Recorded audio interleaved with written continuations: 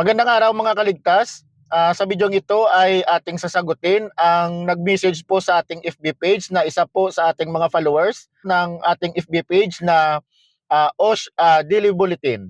So ito po yung tanong ng ating one of the followers ng ating FB page. At ito po ang kanyang tanong. Good morning sir. Lang po, ako po ay SO sa isang construction.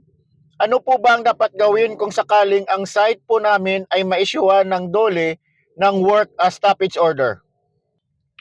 So bago ko po yun sagutin, lilinawin lang po muna natin ang regarding sa issuance ng work stoppage order na ini-issue ng Department of Labor and Employment or DOLE. So hindi po nag-i-issue si DOLE ng work stoppage order sa buong site o sa buong construction site. Instead, ang inisyuhan po ng DOLE, ng WSO work stoppage order are those specific job or work area kung saan merong imminent danger na hindi pa na-correct or hindi pa na-abate. So mag-issue lamang ng work stoppage order si DOLE sa buong site or sa buong construction site if in case that imminent danger na meron sa site is affected yung buong site.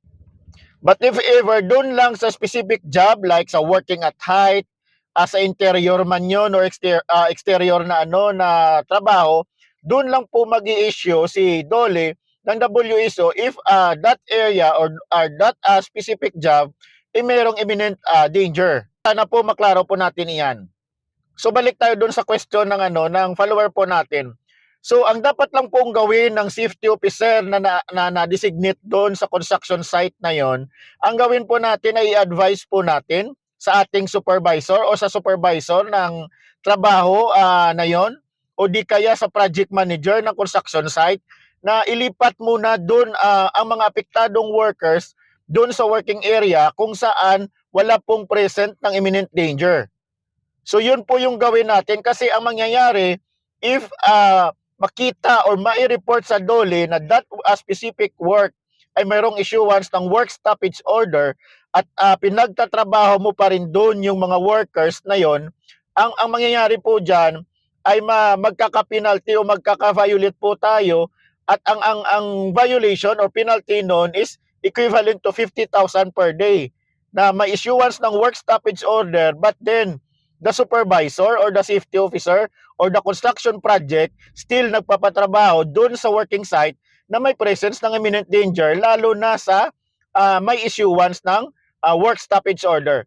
So ang gawin dapat i-maximize yung yung working force natin, yung mga workers na apektado ng work stoppage order na yon at saka ilipat doon sa working site or sa working job na walang presence ng imminent danger kasi kahit hindi mo pinagtrabaho yung mga workers na yon na apektado ng work stoppage order, under the labor laws po natin, that workers or those workers are still entitled sa kanilang mga daily rate.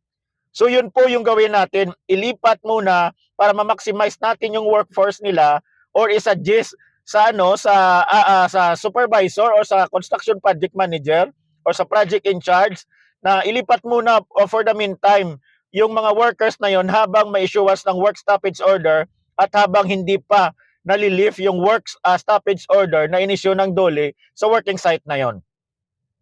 So sana po nasagot natin yung yung question po ng isa sa mga follower natin.